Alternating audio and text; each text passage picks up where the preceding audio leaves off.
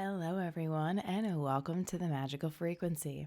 On today's episode, we're going to be talking about why I think I have cracked the Matrix or, going to expose the Matrix. And again, this is, like I say on my channel all the time, nothing specifically new. Other people have spoken about this, but I don't know if anybody has covered it quite like I'm going to cover it today. Other videos to reference the information that I'm going to speak on, perhaps assist everybody in digesting this information that can be quite complicated at times. Why I believe this is how we control or manipulate or affect or just whatever you want to call that change on the matrix. How can we make our shift into different quantum realms, or aka manifesting? If you enjoy this kind of content, please make sure to subscribe because I will be diving much deeper into these concepts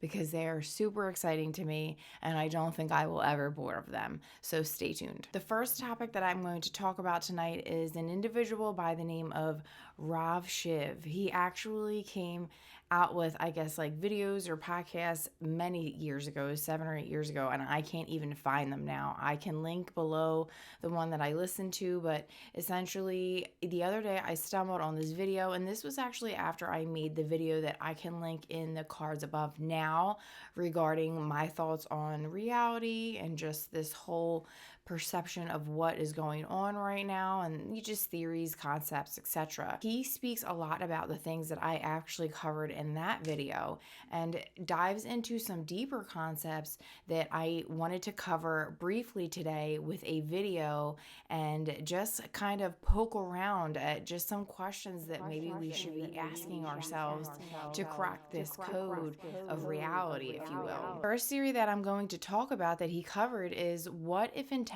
is connected to observation of reality? And I posed this question before, and I want you to think about this while we review some of the videos today.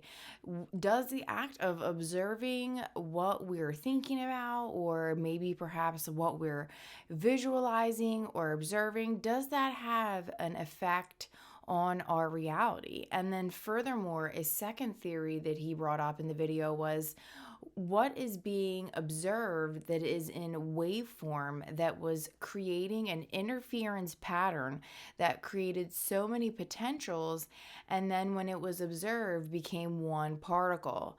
So essentially for me, what that means is an infinite number of potentials, and when we start to observe it, it collapses into one type of potential. So does that mean that when we observe something with intention or with any type of specific will, could we collapse the multitude of potentials into a specific potential, which would be a reality that we're attempting to create, or what would be a thing in a reality that we're trying to create or make thoughts into matter, whatever you want to call this? Does that have an effect over these particles, so to speak, on a quantum level? And then the third theory that I wanted to talk about or just have you think about while we're watching these other videos is, how does consciousness work with your thoughts? When you are observing your own thoughts and memories, trying to predict the outcome of situations, are you creating that reality within you? And these were questions that he also posed in that video that I was referencing that is extremely interesting to me, and it brings up all of the different things that all of the different teachers continuously talk about: visualization, SATs, going to bed in the wish fulfilled, looking at your journals, intentions, goals, just everything that you can visually look at, come up with your mind and observe, and just be the I am observer of these things. Is that creating your reality in the long term? Is it a seed that you plant and it starts to grow. Saying that you couldn't potentially have immediate shifts where you could just shift immediately. Maybe some shifts take longer. Like, hey, you plant a tree, it takes a certain amount of time for the tree to grow. I'm not saying that there's any like caps on anything, but it's just something to think about again while we're going through these videos. Another specific quote that I really loved from him was, "It seems the idea of focusing the mind on something can either empower it or take power away from it." And that just rings so true to me when you think about mindset coaching, when you think about just how they claim the law of attraction works. And this gentleman actually said that he does not subscribe to the law of attraction or any of these other types of things, which is furthermore interesting why he found this whole theory, because I feel like it actually goes hand in hand with all of it. You can tie the observer effect into any one of these things if you're using breath techniques to excite yourself, and we'll talk a little bit about that later. Any act of observation. And then thoughts are furthermore energy forms that carry vibrations. Which vibration are you kind of always holding at? What kind of thoughts are you always having in your head? And those vibrations therefore would be always vibrating, because like I spoke on the last video with string theory, we are vibrating down to our smallest molecular structure. So what constant thoughts are in your head, and how could they potentially be vibrating in this quantum reality? Another interesting theory he brought up was superposition, and let's talk about that a little bit and talk about what Caltech.com says. It says, when an electron is in superposition, it is in different states that can be thought of as separate outcomes, each with a particular probability of being observed. An electron might be said to be in superposition of two different velocities or in two places at once. And I did get the whole idea of the state of 1, the state of 0, and the state of 0 plus 1. So basically what that's saying is you could be at multiple places at the same time. And for me, this strikes the whole idea of maybe Burt Goldman when he would say that he would go into the quantum realm and meet his a brother self, or you can meet your sister self or your quantum self in another parallel reality and gather data from them. Is that possible? Can you do that and bring downloads back and be able to affect change in this reality, or shift to that reality where you are that actual person? Or can you go into all these different realities where you can grab these things from all these different versions of you and manipulate them into this reality? So again, very interesting stuff there. And then also getting the most out of the least effort. When I hear this, I think of those 5-minute manifestations: manifest overnight, manifest in 3 minutes, manifest in 3 days. I think about those kinds of things. And is that superposition? Are we talking about superposition when we're talking about supercharging manifestation, when we're talking about instant shifts, when we're talking about, just all of that different jargon that gets us to that next level of having like a manifestation in that exact moment that you want it? Just a matter of quantum exploration, like us exploring the quantum realm to find these things that we are looking for, just creating those scenes, looking upon them, feeling excitedly about them, like I'm going to show you in another video in a little bit. And does that affect the change?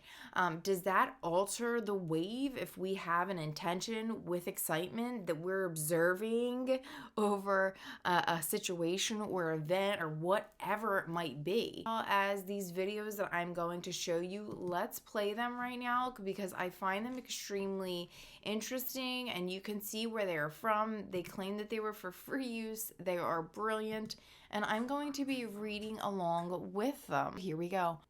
An experiment which demonstrates that a quantum object is at the same time a wave and a particle. Particles are sent on two slits. The particles touch the screen randomly.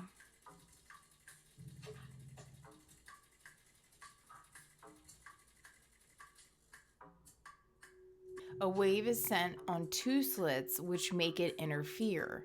This results in fringes on the screen. Now, just pay attention to all the different patterns that we're watching here. That's the important part.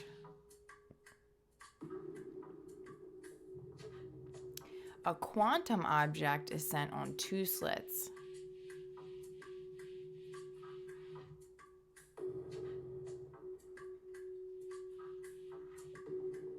The wave suddenly reduces into a particle when touching the screen, and more likely at the positions where the wave was more intense. At the end, one observes impact as for particles and interference fringes as for waves. If an observer measures through which slit the wave goes, the wave reduces and goes only through one of the two slits now. No interference can occur anymore, so no fringes appear on the screen. The observer has modified the experiment. Fantastic rendition of what actually ends up happening during this experiment. That is a great example of how the actual experiment is changed when there's an observer over it. And there's so many different wave particles that end up happening, like the patterns. So I don't know how anybody couldn't find that extremely interesting from the perspective that at the end of the day, there's something going on there that nobody understands. Scientists cannot explain it to this day, and I believe that it has a lot to do with what's going on in the reality that we're living in right now. So let's move on to the last and final video that I'm going to play, which will sum up hopefully a lot of these concepts again. Quantum physics, an atom can be excited and not excited at the same time. It can also be at two positions at the same time. We talked about this earlier. This ability to a superposition of state applies to any quantum particle. For example, a molecule, a photon, or spin. Small magnet carried by the electron. Let's focus on the atom. Its excitation can be visualized with energy levels. It cannot be excited or excited, or both at the same time. One measures this, only one of the two states is observed randomly.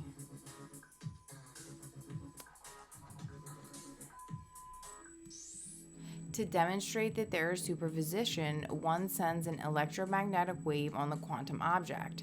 When this wave is set with a proper frequency, the atom alternates progressively between not excited and an excited state.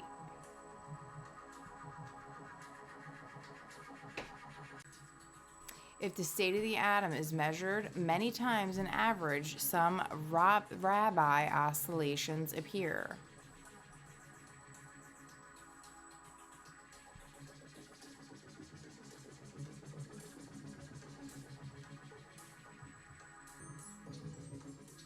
In real life, the quantum object is never completely isolated.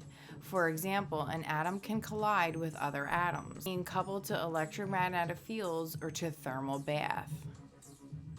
So the superposition of states stops after a while and the oscillations disappear. At start, the atom can really be in two states at a time.